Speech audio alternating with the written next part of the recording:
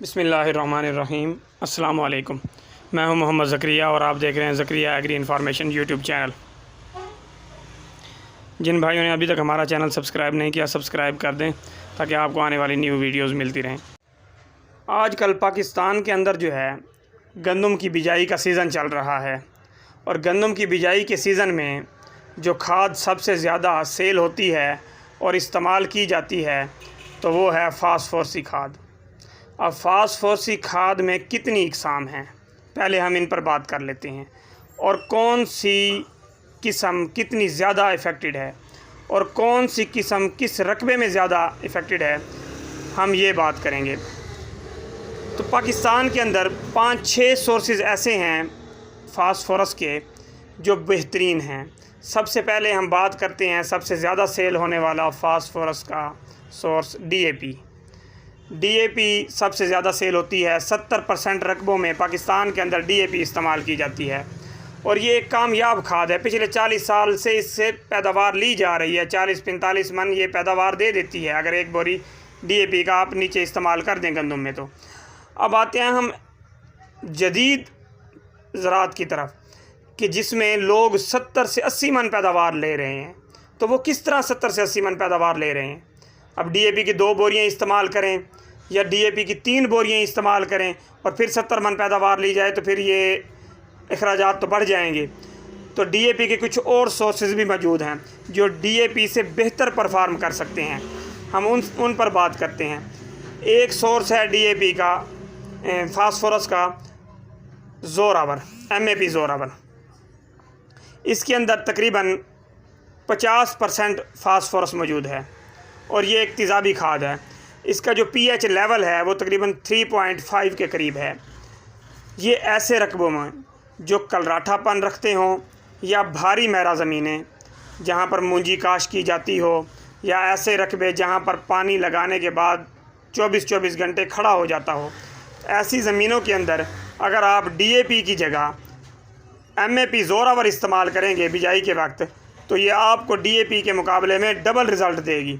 अगर आप एक बोरी एमएपी नीचे इस्तेमाल करते हैं वतर काश्त में गंदम को तो ये आपको 2 बोरी डीएपी के बराबर जो है वो फास्फोरस मुहैया करेगी।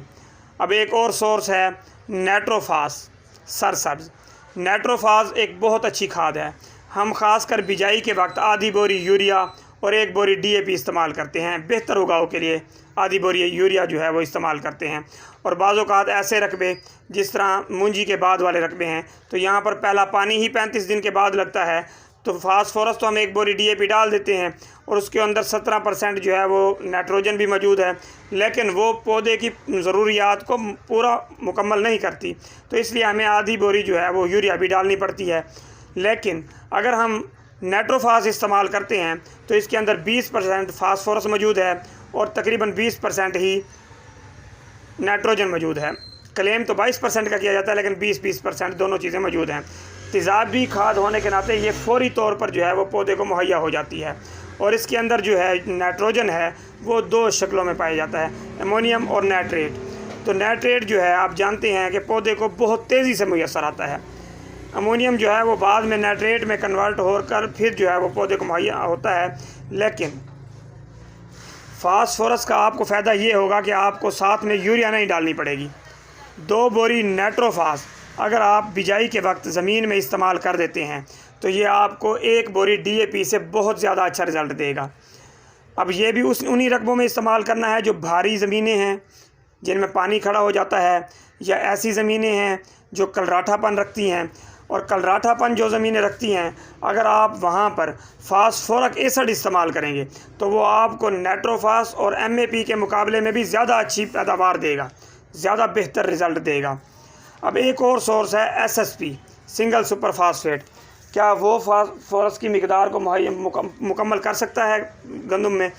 तो उसमें बहुत सी किस्में हैं एसएसपी में, तो अक्सर किस्में जो हैं वो तकरीबन नाकाम हैं। 2 नंबर फास्फोरस मुहैया की जाती है। तो आप फास्फोरस के ये जो 3 किस्में हैं ज़ोरावर, नाइट्रोफास और डीएपी, यही चीज़ें इस्तेमाल करें। डीएपी उन रकबों पर इस्तेमाल करें जैसे हल्की मैरा ज़मीन या रेतली ज़मीनों में आप कभी भी तेज़ाबी खादें इस्तेमाल ना करें, क्योंकि तेज़ाबी खादें वहाँ पर आपको 5% या 10% इस तरह से मुहैया करनी पड़ेंगी। तो वो आप पहले पानी के साथ भी 5 7 किलो फास्फोरिक एसिड या MAP जो है वो फ्लड कर सकते हैं, लेकिन आपने बिजाई के वक्त DAP ही इस्तेमाल करनी है। बाकी रहे जो रकबे भारीपन रखते हैं तो वहाँ पर आप जो है DAP को बिल्कुल छोड़ दें। DAP आपको उतना रिज़ल्ट नहीं देगी। फास्फोरस का जो सोर्स है नाइट्रोफास या MAP या फास्फोरिक एसिड, ये आप इस्तेमाल करें, ये आपको इंशाल्लाह अच्छी पैदावार देगा। लेकिन अगर आपने वही 40 मन ही पैदावार लेनी है और आपका जहन वहीं DAP पे टिका हुआ है तो फिर आपको कोई रोक तो नहीं सकता। लेकिन अगर आप DAP को छोड़कर MAP या नाइट्रोफास या फास्फोरस एसिड की तरफ जाएंगे तो फिर आपको बेहतर पैदावार मुहैया हो जाएगी। और ये ऐसे रकबों में इस्तेमाल करना है जो रकबे भारीपन रखते हों, जो कलराठे रकबे हों या भारी ज़मीनें हों, जहाँ पर पानी जल्दी ना सूखता हो, जल्दी नीचे ना चला जाता हो पानी, वहाँ पर आपने ये तेज़ाबी खादें इस्तेमाल करनी है। जो रेतले रकबा जात हैं वहाँ पर आपने जो है वही DAP ही इस्तेमाल करनी है। और पहले पानी के साथ आपने 5% जो है वो फास्फोरस तेज़ाबी सूरत में, MAP की सूरत में, नाइट्रोफास की सूरत में या फास्फोरिक एसिड की सूरत में आपने तब इस्तेमाल करनी है, पहले पानी से लेकर पहले 3 पानी तक।